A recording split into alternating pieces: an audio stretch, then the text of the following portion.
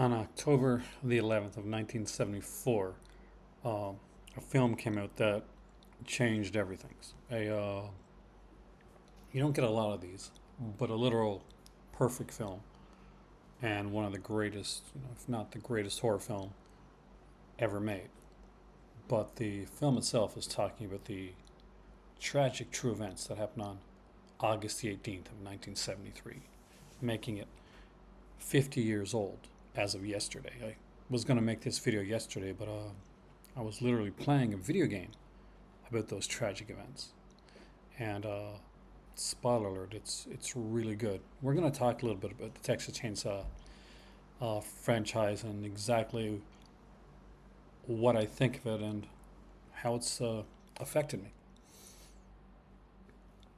And with that being said, let's get right into it, because we're talking about movies because my family my family's always been in movies.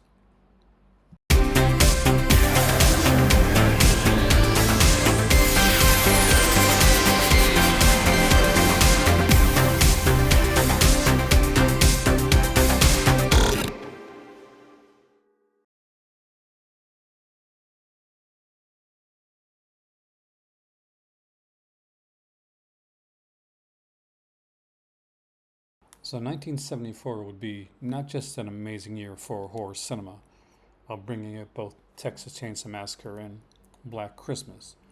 It would be a defining period in my life because they are my two favorite horror films of all time. I remember the first time that I watched Texas Chainsaw Massacre when with the John Larroquette narration, not knowing at the time that this was the guy that I would later see in Night Court, proclaiming, this is based on a true story. Now, as far as that went, these loosely based on Ed Gein, the Butcher of Plainfield, but overall it was, a product of the imagination of Tobe Hooper and an angry day waiting for in line at the checkout. And anybody that's ever gone to pick up groceries probably can relate at least a little bit.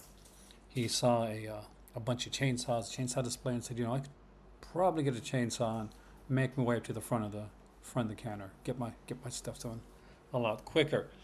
I'm sure we've all felt like that at one time or another. I know I did.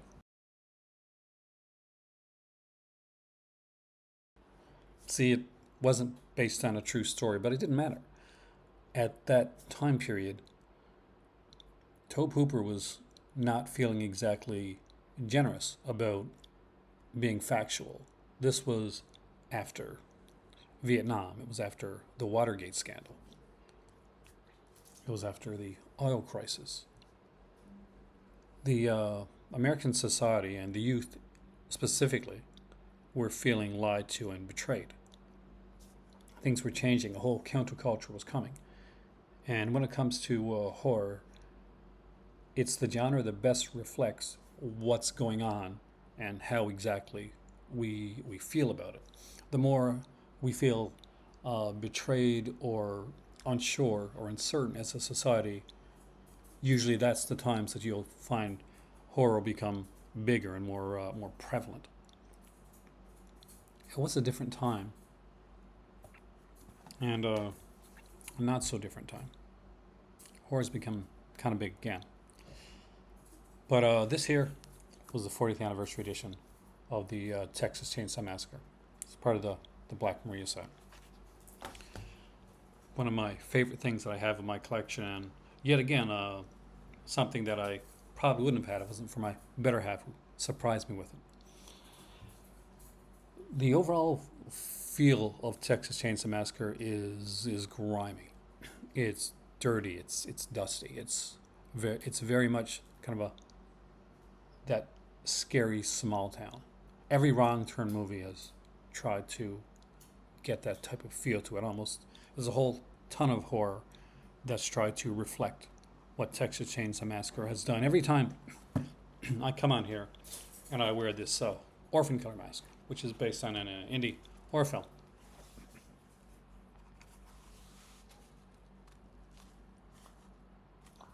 Every time I put that on, I'm channeling my inner Leatherface when I do it. Just watch how my eyes go when I put on the mask. But when this movie was made, it had a young cast. Well, not all young. Jim Sedai was in it. We had like a cast of mostly kind of unknown actors. Marilyn Burns. This would be the first one she do. She would go on to do like Eaten Alive with Tobe Hooper as well. Um, we had Jerry, which was Alan Danziger. Often gets overlooked because he's one of the early kills. One person you can overlook is Paul Pertain, who plays Franklin. And Franklin has to be considered one of the most annoying characters in all of horror, but he does an amazing job. And part of the reason that we get such a good job from Paul Pertain is basically because he stayed in character the entire time. I'm willing to bet he was probably the least popular person on that set, aside from maybe the director, because they went through some hellish shoots during the making of Texas Chainsaw. Leatherface scared me for almost the entirety of my life, and this would be the one Leatherface that I would actually legitimately find scary. I had nightmares about him, and it was Mr. Gunnar Hansen. He actually, in reality, looks like a teddy bear of a guy, and he has unfortunately since passed on.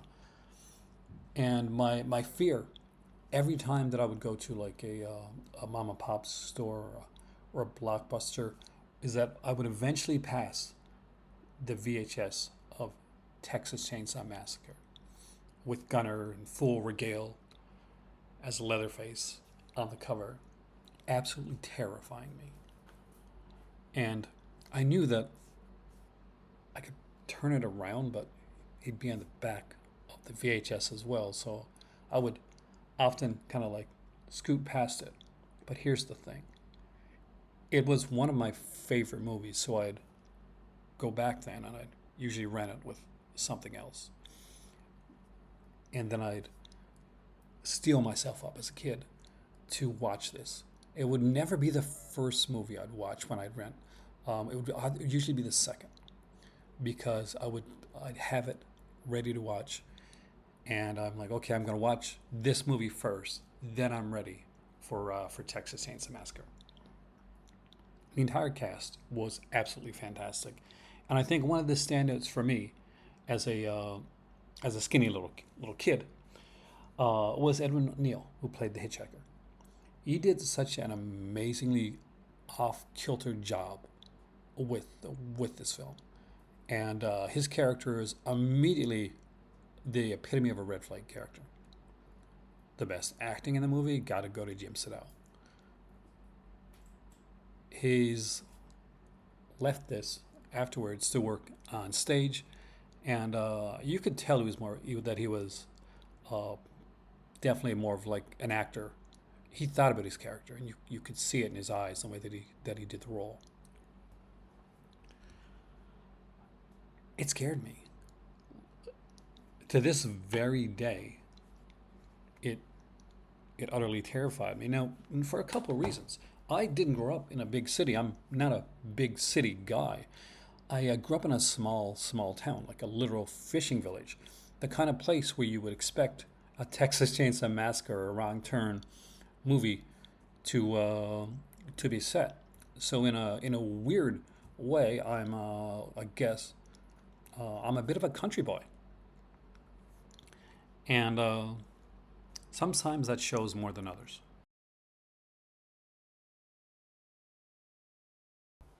So initially, when I started this video, I scripted up a little bit, talking about the different versions of Texas Chainsaw Massacre that I had gotten over the years, and it didn't seem genuine. It didn't seem correct. Right there, Jack Maria. I thought it would be a little bit better to tell you a little story about me, and that's what I've been doing when it comes to this film, how I feel about it. See, for me, Gunnar Hansen's Leatherface was one of my boogeymen, the one that scared me, the one I had nightmares about. And there were other good iterations of Leatherface. I particularly liked uh, Part 3, and although it gets a lot of hate, the guy in Part 3D really gets that feel down for the movement that Gunnar used. That there's a reason for that. Actually, Gunnar was on set, and we'll get to that actually. See, eventually we started going to Comic Cons and horror cons, and the second one that we went to in Montreal was Gunnar was one of the headlines, and I was nervous. The inner child in me was very, very nervous about meeting my boogeyman. How scary would he be? I'd seen him in movies without the mask and looking different, but to me, Gunnar Hansen was still Leatherface. He was still ready to chainsaw in my door, put me on a hook, that type of thing. So we get ready to go up to meet him, and I get there, and I shake his hand, and we talk. And we talk about the upcoming film, the 3D one, that has a part in. He's actually very proud of his work in the film. He gets to play something different. He's not Leatherface, but he did get to work with the actor that played Leatherface and help him work on the movements and the way Leatherface should move and look and walk. And he talked to me about a book that he had coming out at the time. And so my boogeyman kind of became like not just one of my idols, but almost like a safety blanket. So he was this guy that was could play this monster that was this teddy bear of a guy, huge teddy bear of a guy. And I'm still scared when I put on this movie and I see him, and that iconic scene where he slams these steel doors shut. But after the movie's over, I don't usually have nightmares anymore because I remember the man that I met and how well spoken and how just incredible he was. And as somebody that at one point wanted to act, I didn't realize at the time what amazing performance and the nuances that he put into this particular role. Gunnar, you're missed. We really are. And I unfortunately did not get to meet Marilyn Burns, who I very much wanted to meet. But I did get to meet my boogeyman, and I'm kind of proud of that.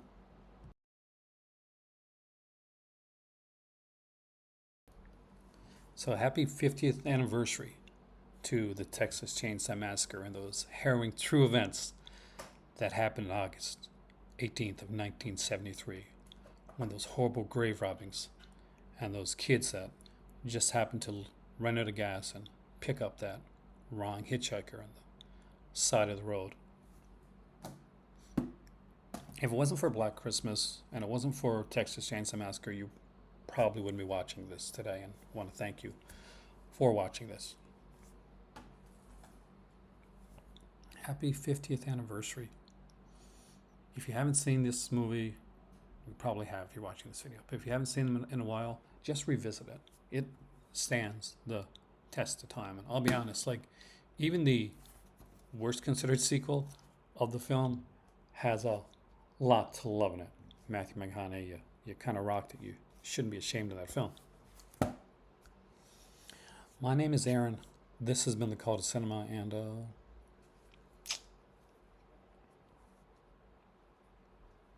see you next time. Also, be sure to like, share, and subscribe because it really helps the channel and keeps me from picking up that chainsaw. See you soon.